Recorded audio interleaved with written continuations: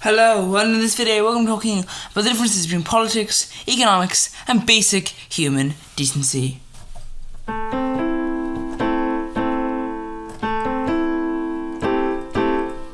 So, welcome to Let's Talk About Politics and Society. Today we're going to be talking about the realistic situation we're talking about politics, economics, and basic human decency. So this is the thing that gets affected around the world. In my opinion, it comes from America, where you've got this kind of in the modern world, basically, what's become is that people start to misunderstand what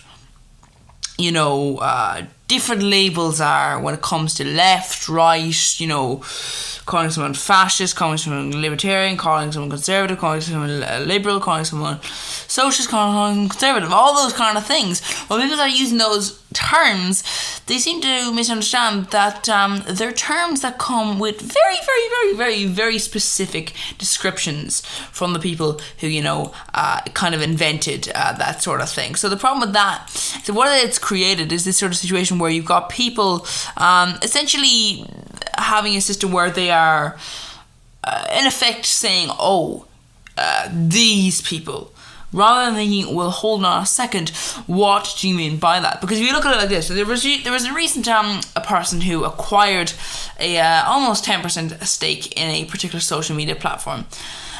This is the kind of thing you see here, where you look at that and you think, okay, right, so that's obviously you can argue it's a bit of a dodgy situation when then they publicize it and then the stock price goes up due to the fact that they publicize it and it looks a bit dodgy because it's like, well, was that just a deliberate, kind of questionable that that's kind of sort of insider trading, like, I got the stock first and then I told you I bought the stock and you should go buy it. It's like,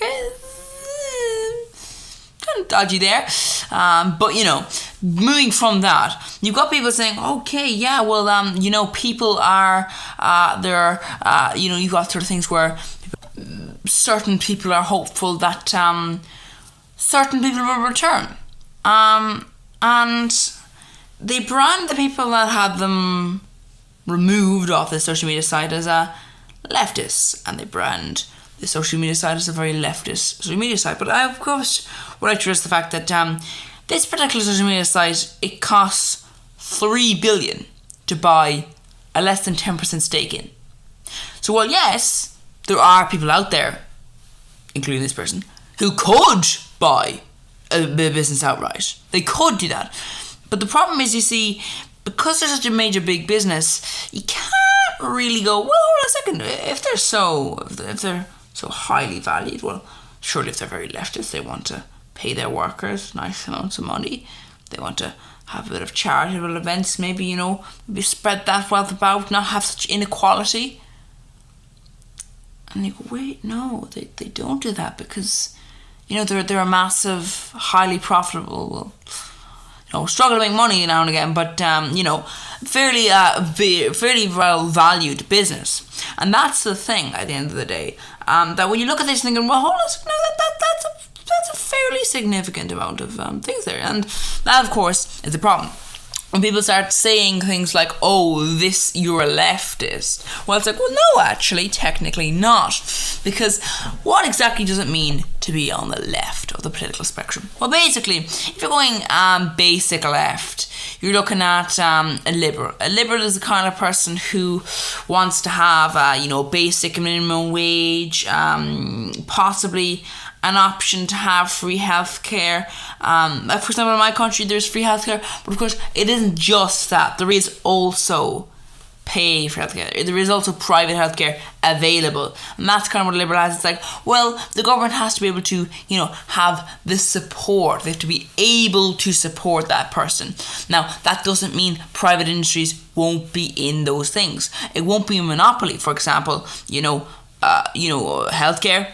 There are plenty of countries, they have a national, the government will have a healthcare, they will run healthcare, but so will private businesses. So if you're very wealthy and you want to get things that are more expensive and you want to get things that are, a lot quicker, then you're able to go, well, I'm just going to pay to get all those very well paid people to, because obviously if you're in the public sector, then it's like, well, you're not going to be necessarily paid as much because obviously you won't be in the position where you can, do this sort of thing. And that's the sort of thing you have there where it's like, well, yeah, That's the position, where there is private industry, but there's also, you've also got yourself your nice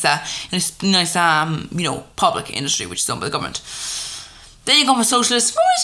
It's a lot more, the government is in a lot more, taking a lot more of an active part. There's a lot less inequality. People are taken care of a lot bit more.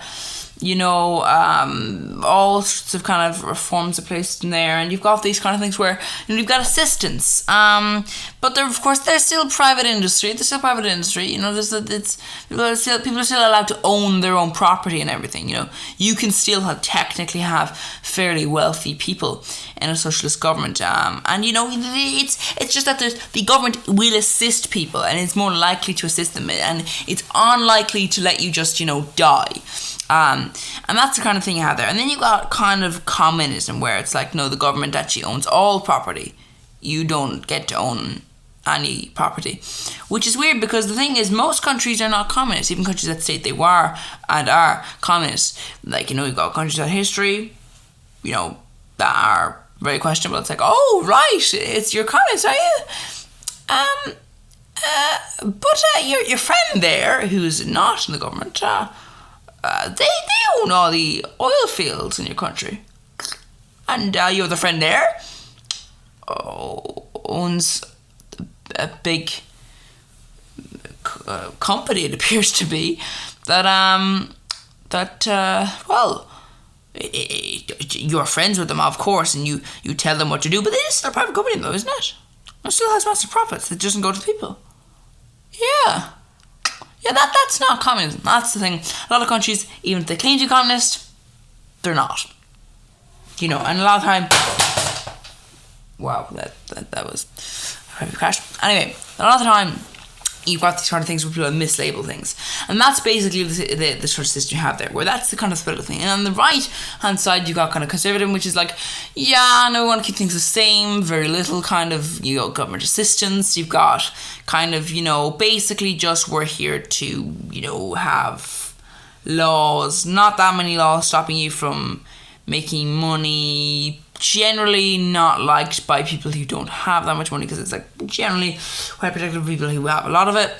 You've got libertarianism, which is a lot more like no government intervention. It's basically kind of like just basic rules, fairly close to anarchy. And then you've got fascism, and a few countries unlike communism did successfully implement fascism. You've got Nazi Germany, you've got Mussolini,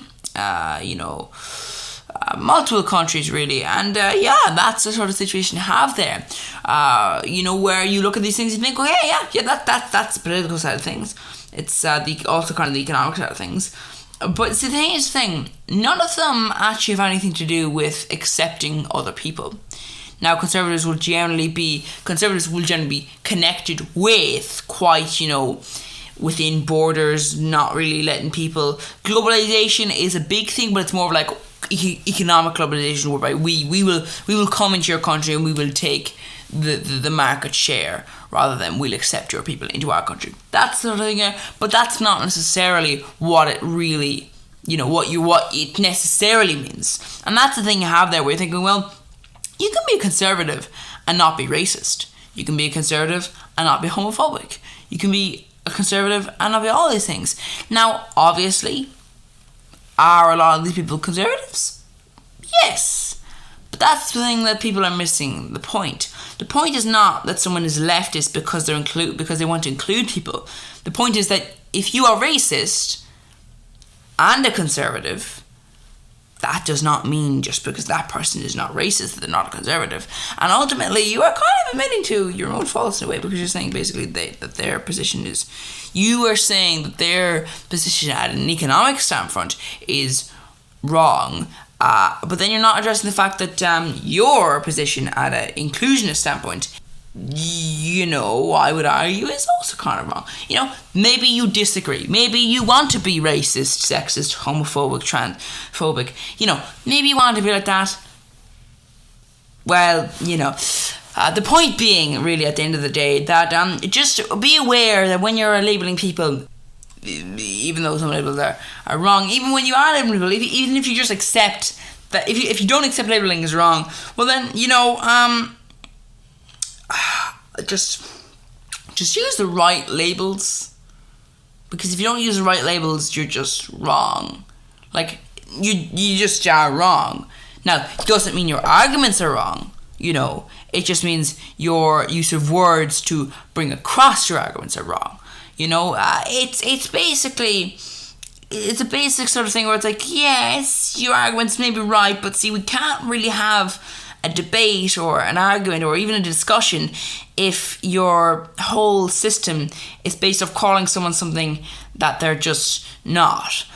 So basically, if someone is not racist and they don't like it when misinformation, racism, conspiracy theories, homophobia, sexism, all the kind of things are spread by people in a prominent position. So obviously people who can spread it to a wide audience and possibly, and in some cases have, caused quite detrimental effects on individuals and groups of people, which is a bad thing really. I think that's the main thing to get across here really.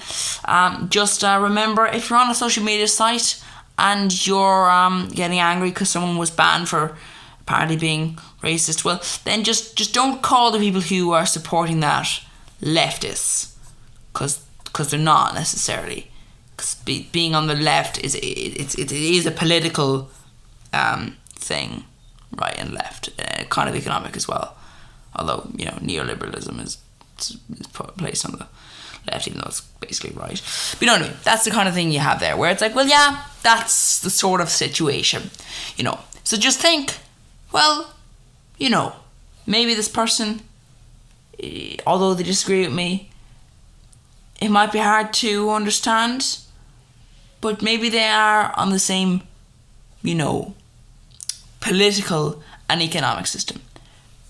Essentially, what I'll place it as basically, imagine you've got two sets of people.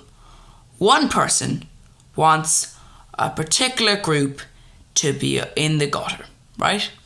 No assistance given by the government. The other group want everyone who's not wealthy to be in the gutter.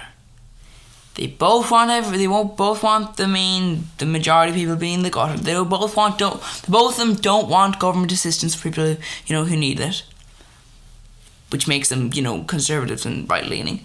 But see, one of them is kind of racist, and the other is not. That's the difference, you see. That's how you can say, well, they're both right leaning, yes, but see, one is actually just racist, and the other is not. Now, obviously, you do have fascists who are they're of interest if you want to compare something to that. But anyway, that's it from me. Sorry if I offended anyone, but anyway, hopefully you'll enjoy the rest of your existence and you'll come back next time and subscribe to the channel, all that sort of YouTube sort of nonsense.